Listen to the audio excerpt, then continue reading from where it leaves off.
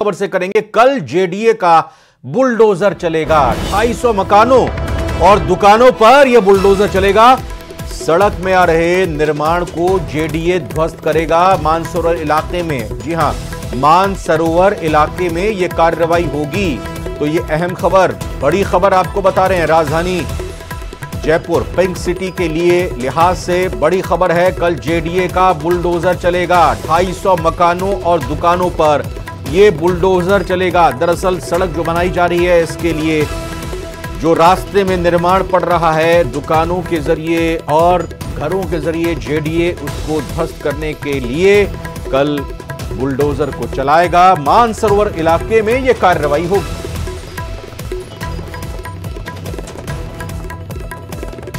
तो जयपुर से बड़ी खबर आपको बता रहे हैं। कल जेडीए का बुलडोजर चलेगा और यह बुलडोजर की कार्रवाई 250 मकानों और दुकानों पर होगी, ऐसा कहा जा रहा है। दरअसल सड़क में आ रहे निर्माणों को जेडीए की तरफ से कल ध्वस्त किया जाएगा। मानसरोवर इलाके में, जयपुर के मानसरोवर इलाके में यह कार्रवाई अंजाम दी जाएगी। सड़क का निर्माण लगातार चल रहा है और इसीलिए सड़क के निर्माण के रास्ते में आने वाले दुकानों और मकानों पर यह बुलडोजर चलेगा। करीब 250 संख्या बताई जा रही है इन मकानों और दुकानों की, जिस पर कल जेडीए का बुलडोजर चलने वाला है। जयपुर के मानसरोवर इलाके में यह बुलडोजर की कार्रवाई होगी।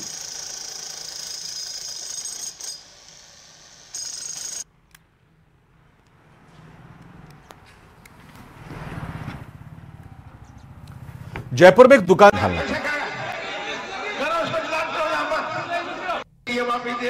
माफ कर रहा हूँ। नहीं, ये कोई बात नहीं, ये तो हमारी शराफत है, ये हमारी शराफत है। तो हम बात कर रहे हैं, मैं हमारा भी छोटे मोटे आदमी नहीं है, अब समझना चाहिए। या सोशल मीडिया में फोटो देते हैं, एक उमैद राम जी का, दूसरा देता है खुद का। न मेरा फोटो नहीं, हमारा जी का बुरा मालूम में हमारा भी मेरा पता नहीं हिलेगा। चुनाव लड़ के बता देंगे आपको, तो कभी आएंगे वहां। दिल्ली से बड़ी खबर आ रही है। सीएम जलाल शर्मा के दिल्ली दौरे से जुड़ी ये बड़ी खबर। राजस्थान स्टेट गेस्ट हाउस में मुख्यमंत्री इस वक्त मौजूद हैं। आज दिल्ली में ही रात्रि विश्राम करेंगे मुख्यमंत्री। कल सुबह भी केंद्रीय नेताओं से उनका मुलाकात का कार्यक्रम है और कल ही राजधानी जयपुर लौटने का कार्यक्रम प्रस्तावित है मुख्यमंत्री का। आज प्रधानमंत्री नरेंद्र मोदी समेत कई केंद्रीय मंत्रियों से मुख्यमंत्री ने मुलाकात की है। हरदीप पुरी से मुलाकात की, निर्मला सीतारमण से मुलाकात की, जेपी नड्डा से मुलाकात की और इसके अलावा और भी केंद्रीय मंत्रियों से मुलाकात की है। प्रधानमंत्री नरेंद्र मोदी से सबसे पहले मिलने के लिए गए थे। अभी की स्थिति यह है, या कहें कि अभी की अपडेट यही है कि राजस्थान स्टेट गेस्ट हाउस में मौजूद हैं, दिल्ली में ही रात्रि विश्राम करेंगे। कल भी कई मंत्रियों से मिलने का मुख्यमंत्री भजनलाल शर्मा का कार्यक्रम है और इसके अलावा आज यहीं रात्रि विश्राम करने के बाद कल उनका दौरा है, यानी या यूं कहें कि कल उनको वापस जयपुर आना है, यह प्रस्तावित है। केंद्रीय कृषि राज्य मंत्री भागीरथ चौधरी का मसूदा विधानसभा पहुंचने पर चांदी का मुकुट पहनाकर स्वागत किया गया। भागीरथ चौधरी राज्य कृषि मंत्री बनने के बाद पहली बार मसूदा पहुंचे थे। इस मौके पर उन्होंने कहा कि अजमेर में विकास कार्यों में कोई कमी नहीं आने दी जाएगी। इलाके में सड़क, बिजली, पानी और अन्य विकास कार्यों पर काम किया जाएगा ताकि आमजन को मूलभूत सुविधाएं मिल सकें।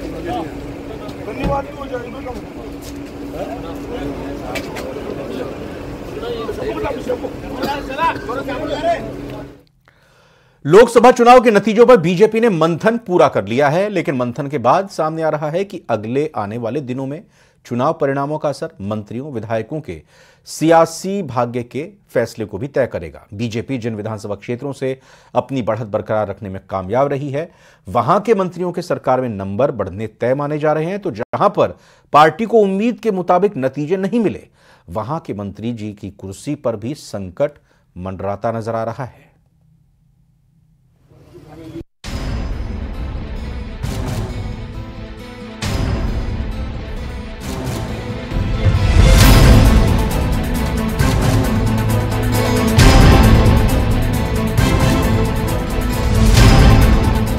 राजस्थान में बीजेपी मिशन 25 को पूरा नहीं कर पाई है।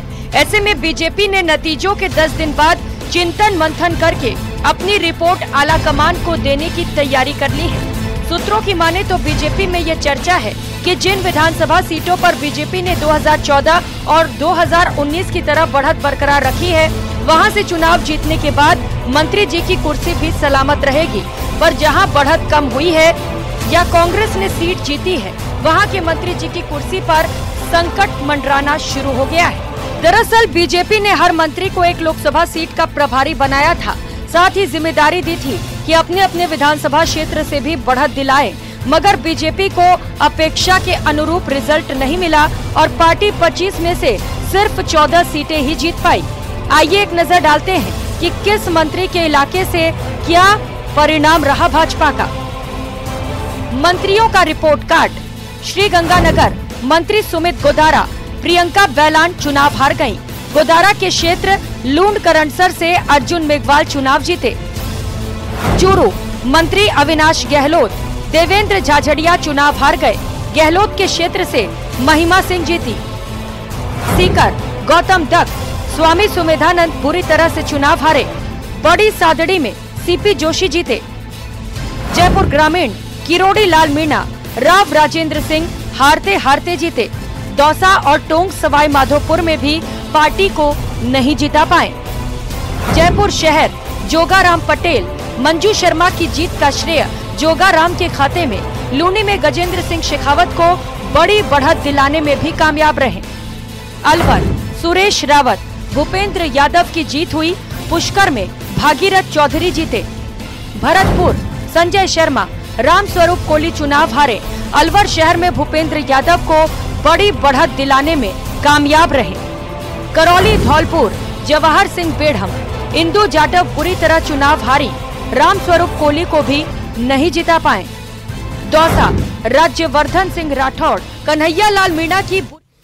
जयपुर से इस वक्त एक बड़ी खबर आ रही है। घर के बाहर खेल रहे संगम का अपहरण हो गया। विधायकपुर इलाके से 3 वर्षीय बच्चे का किडनैप हो गया है। तो आप अंदाजा लगाइए, राजधानी जयपुर से विधायकपुर इलाके में 3 साल के बच्चे का किडनैप कर लिया है संगम नाम का ये बच्चा, जिसका अपहरण किया गया है। जयपुर से बड़ी खबर आपको बता रहे हैं। विधायकपुर इलाके में 3 साल के बच्चे का किडनैप कर लिया गया, अपहरण कर लिया गया। घर के बाहर ये बच्चा खेल रहा था और इसी दौरान टॉफी दिलाने का लालच देकर 2 बदमाश आए। अपहरण करके कुछ देर तक बच्चे को अपने साथ पैदल लेकर गए, बहला फुसलाकर, और फिर बदमाश कुछ दूर आगे जाकर बच्चे को ई रिक्शा में लेकर भाग गए हैं। विष्णु शर्मा ये हमारे संवाददाता जुड़ चुके हैं खबर के साथ। विष्णु, कुछ पता चल पाया अभी शुरुआती तौर पर बच्चे को कहां लेकर गए हैं, कौन लेकर गए हैं?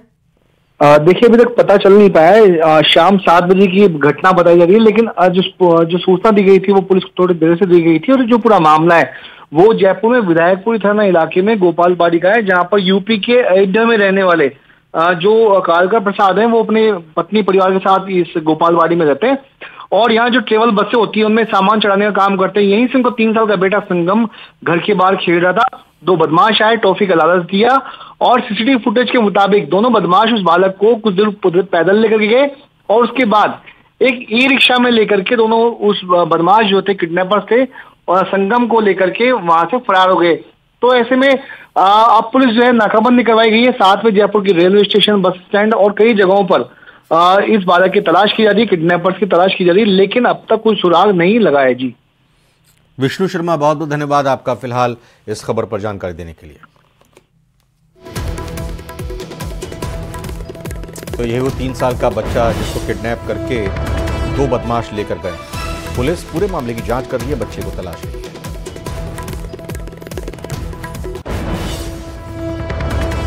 सियासी गलियारों में किरोड़ी लाल मीणा के इस्तीफे का सवाल अब भी बना हुआ है। दौसा में एक बार फिर उनसे उनके इस्तीफे पर सवाल पूछा गया, जिस पर उन्होंने संस्कृत में जवाब दिया, मौनम स्वीकृति लक्षणम।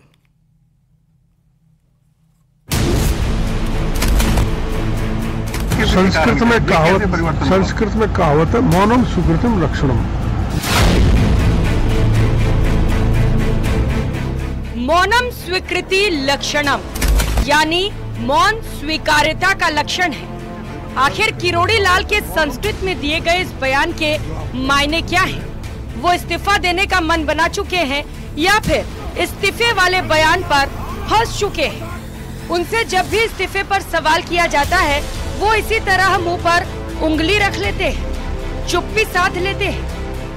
एक वीडियो था जब आपने अंगुली उठाकर ये कहा था कि मैं इस्तीफा दे दूंगा, और अब आप अपनी अंगुली को अपने फोटो पे लगा लेते हो, मुंह पे लगा लेते हो। इसके संस्कृत में कहावत है मौनम सुकृतिम लक्षणम। जो आप पूछ रहे हैं, मौनम सुकृतिम लक्षणम। किरोड़ी लाल एक तरफ सवालों का जवाब देने से बचते नजर आ रहे हैं, तो दूसरी तरफ किसानों के विकास का रोड मैप भी तैयार कर रहे हैं। यानी इस्तीफे के सवाल पर मुंह पर उंगली, लेकिन कृषि बजट की तैयारी कर रहे हैं। गलियारों में चर्चा है कि किरोड़ीलाल मीणा ने लोकसभा चुनाव में इस्तीफे की बात की थी। अब किरोड़ीलाल मीणा का क्या स्टेप रहेगा, आगे क्या रणनीति रहेगी? सर 4.5 साल किसानों को मिलेगा आपका साथ? 4.5 साल किसानों के लिए तो सदा जीवन भर रहा है, और जितने तब तक तन में प्राण है तब तक किसान की, मजदूर की, गरीबों की सेवा करता रहूंगा। इस्तीफे के सवाल पर भले ही मौन धारण कर लिया हो, लेकिन जयपुर में समीक्षा बैठक में न पहुंचने के सवाल पर उन्होंने सफाई जरूर दी। पीजे कल कह रहे थे कि 1-2 दिन में एक अच्छा मैसेज देंगे जनता के बीच में और निर्णय लेंगे उचित। सर गलियारों में ये भी चर्चा है कि किरोड़ीलाल मीणा ने 4.5 साल संघर्ष किया है, तो उनको इस्तीफा नहीं देना चाहिए और सरकार में रहकर जनता के हित में काम करना चाहिए। जरूरी नहीं सरकार के अंदर ही रहकर काम किया जाए। कि मैं सरकार से बाहर था तब 26 लाख बच्चे जो नीट के पेपर में बैठे थे, उनका पेपर निरस्त करा दिया। मैं सरकार में होता तो भी नहीं करा। राजनीतिक गलियारे में उनके इस्तीफे पर तरह तरह की बातें हो रही हैं। सत्ता पक्ष जहां कुछ भी नहीं कह रहा, वहीं विपक्ष तंज कसते हुए नजर आता है। लेकिन इन सब के बीच उनकी एक तस्वीर राहत देने वाली है। जानवरों के प्रति किरोड़ीलाल मीणा का प्रेम जग जाहिर है। ऐसे में बिल्ली को दुलार करती उनकी ये तस्वीर वायरल हो रही है। तस्वीरें दौसा के नांगल प्यारी वास की हैं, जहां सोमवार सुबह किरोड़ीलाल मीणा अपने समर्थकों के साथ बैठे हुए थे। तभी एक बिल्ली आई तो किरोड़ीलाल मीणा ने उस बिल्ली को उठाकर अपनी गोद में बिठा लिया। उसके साथ काफी देर तक प्रेम जताते नजर आए। बहरहाल कई दिन बीत चुके हैं, लेकिन किरोड़ीलाल मीणा के इस्तीफे पर शुरू हुआ सस्पेंस खत्म होने का नाम नहीं ले रहा। सियासत में भले ही सुगबुगाहट हो, लेकिन किरोड़ीलाल मीणा का अंदाज बयां कर रहा है कि वो तनाव के दौर में भी बेफिक्रे से कम नहीं है। दौसा से आशीष कुमार शर्मा की रिपोर्ट।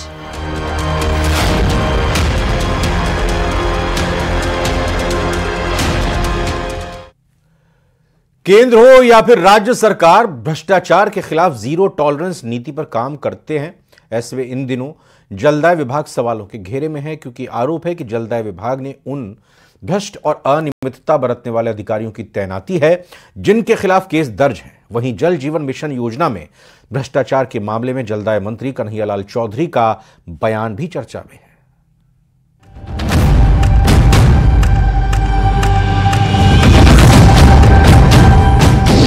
सवालों के घेरे में प्रदेश का जलदाय विभाग, मलाईदार पदों पर भ्रष्ट अधिकारियों की तैनाती।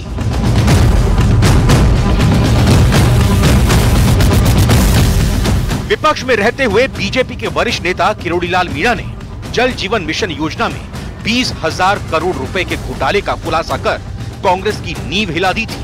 उनके खुलासे के बाद प्रवर्तन निदेशालय, भ्रष्टाचार निरोधक ब्यूरो और सीबीआई अब तक 56 से ज्यादा ठिकानों पर छापेमारी कर चुका है। कांग्रेस सरकार के कार्यकाल में महा घोटाले में शामिल पाए गए अधिकारियों के खिलाफ सरकारी कामकाज के एवज में घूसखोरी करने, सरकारी योजनाओं में वित्तीय अनियमितताएं बरतने, फर्जीवाड़ा करने, पद का दुरुपयोग करने जैसे गंभीर मामलों में मुकदमे भी दर्ज हैं। लेकिन हैरानी की बात यह है कि जिन अधिकारियों के खिलाफ केस दर्ज है वो बड़े पदों पर आज भी काम कर रहे हैं। ये दिनेश गोयल को कहाँ दे रखी है? चीफ इंजीनियर कहाँ दे इनको? कहाँ दे? मुख्यालय में बैठा। कहाँ किस प्रोजेक्ट के काम पे दे रखे? कहाँ किस जगह पे दे?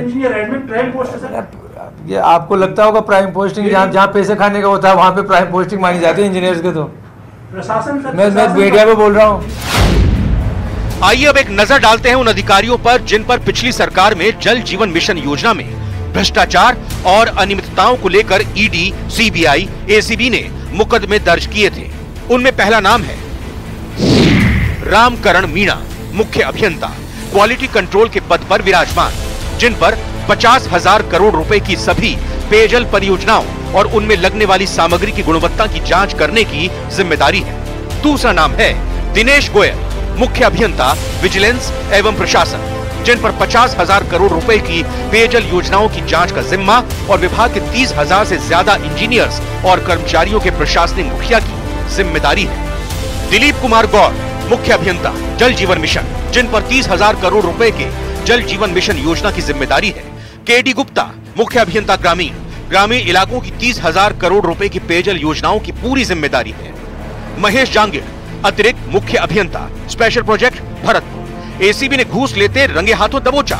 अब मुख्यमंत्री के गृह जिले एवं भरतपुर संभाग के सभी बड़े प्रोजेक्ट के मुखिया की जिम्मेदारी।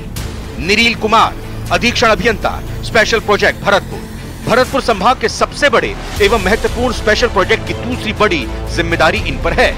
बीएस जाजू, अधीक्षण अभियंता जल जीवन मिशन, 30,000 करोड़ रुपए की जल जीवन मिशन योजनाओं में अहम जिम्मेदारी।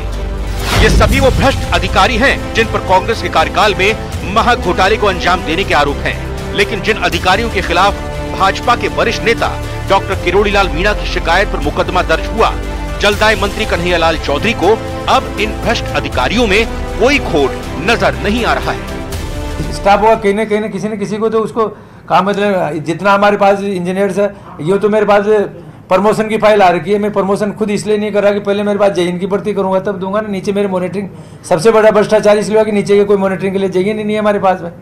600 जेईन होंगे तब जाके नीचे मॉनिटरिंग हो। कॉन्ट्रैक्टर एक, जहाँ पे पहले एक जेईन के पास में केवल एक कस्बा होता था, आज उसके पास में उससे 50 गुना काम बढ़ गया। वो उसकी मॉनिटरिंग नहीं पड़ रहा। भ्रष्ट अधिकारियों को मलाईदार पोस्टिंग देने के मामले पर भले ही जलदाय मंत्री कन्हैयालाल चौधरी का नजरिया कुछ भी हो, लेकिन कार्मिक विभाग के सर्कुलर को देखिए। सभी विभाग अध्यक्षों को जारी किए गए सर्कुलर में राजस्थान सरकार के कार्मिक विभाग ने इस मामले में सख्त नियम जुलाई 2001 में ही बना दिए हैं। कार्मिक विभाग के नियम अनुसार आपराधिक आरोपों का सामना कर रहे सरकारी सेवकों को फील्ड पोस्टिंग या किसी भी जिम्मेदार पद पर नहीं बिठाया जा सकता। आरोपों की जांच पूरी नहीं होने तक किसी प्रकार के पब्लिक ग्रीवेंसेस वाली जिम्मेदारी ऐसे कार्मिकों को नहीं दी जा सकती। यही नहीं, किसी भी वित्तीय जिम्मेदारी वाले पद पर भी ऐसे कार्मिकों को नहीं लगाया जा सकता है। वो उसकी मॉनिटरिंग नहीं पड़ रहा, उसको प्रोग्रेस दे दी कि टारगेट दे के 2024 में आपको जेजीएम पूरा करना है। कॉन्ट्रैक्टर जहाँ पे पहले 5,000 करोड़ के काम चलते थे, आज यहाँ पे 50,000 करोड़ के काम चल रहे हैं, तो उसको उस रेशो के अंदर दोगे ना, मैं कर दूंगा तो नीचे कौन रहेगा। बहरहाल कांग्रेस सरकार के खिलाफ जल जीवन मिशन योजना में भ्रष्टाचार को मुद्दा बनाकर सत्ता हासिल करने वाली सरकार के जलदाय मंत्री का भ्रष्टाचार के प्रति नजरिया बदला हुआ नजर आ रहा है। जलदाय विभाग में भ्रष्टाचारियों के बढ़ते दबदबे से नाराज सरकार के ही वरिष्ठ मंत्री डॉक्टर किरोड़ीलाल मीणा ने भी मुख्यमंत्री को पत्र लिखकर चिंता जताई है और भ्रष्टाचार पर अंकुश लगाने के लिए सीएम से सख्त कदम उठाने की अपील की है। लेकिन विभाग के मुखिया का बयान सरकार के खिलाफ विपक्ष को बैठे बिठाए मुद्दा दे सकता है। राकेश शर्मा, न्यूज़ 18 राजस्थान, जयपुर।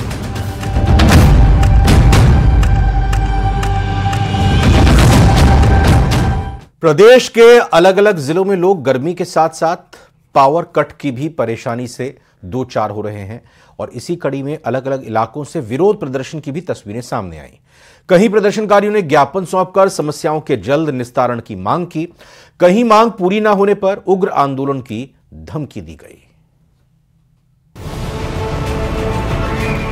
बिजली कट से परेशान लोग आखिर करें भी तो क्या करें, विरोध जाहिर करने के लिए प्रदर्शन का सहारा ले रहे हैं। बात दौसा की करें तो यहाँ बिजली के साथ साथ लोग पानी की समस्या से भी दो चार हो रहे हैं। इसी कड़ी में कांग्रेस पदाधिकारियों ने एसडीएम को ज्ञापन सौंपा।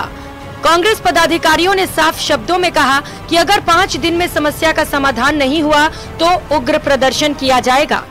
आज हमने ज्ञापन दिया है, बिजली की भारी कटौती को देखते हुए हमने उपखंड अधिकारी को ज्ञापन दिया है, क्योंकि रात को 11 बजे से 2 बजे तक लाइट काट दी जाती है। बड़े बुजुर्ग और छोटे बच्चों के बीमार होने की शंकाएं हैं। तस्वीरें जोधपुर के बावड़ी क्षेत्र के सोयला की हैं, जहां बिजली कटौती से परेशान ग्रामीणों ने बिजली घर का घेराव किया। गांव वालों का आरोप है कि पिछले 1 महीने से बिजली कटौती हो रही है, जिसके बाद गुस्साए गांव वालों ने धरना प्रदर्शन के साथ बिजली घर का घेराव भी किया। झुंझुनू के खेतड़ी उपखंड के ज्यादातर गांव बिजली कटौती से परेशान हैं। बबाई में अघोषित बिजली कटौती से परेशान ग्रामीणों ने रात को बिजली पावर हाउस का घेराव करते हुए धरना दिया। रात 9:30 बजे बबाई के पावर हाउस पहुंचे ग्रामीणों ने 3 बजे तक धरना दिया, जिसके बाद मौके पर पहुंची पुलिस के समझाने के बाद गाँव वाले वापस घर लौटे। एक तरफ लोग विरोध प्रदर्शन कर अपना गुस्सा जाहिर कर रहे हैं, तो वहीं दूसरी तरफ सिरोही में सोशल मीडिया पर लोग नाराजगी जाहिर कर रहे हैं। चिलचिलाती गर्मी में बिजली कटौती अपने आप में बड़ी समस्या है। बहरहाल अब देखने वाली बात ये होगी कि लोगों की समस्याओं पर जिम्मेदार अधिकारी क्या एक्शन लेते हैं और बिजली कटौती से परेशान लोगों को कब तक राहत मिलती है। Bureau report, news 18 Rajasthan. और इसी के साथ गुड नाइट राजस्थान बुलेटिन में फिलहाल इतना ही। आप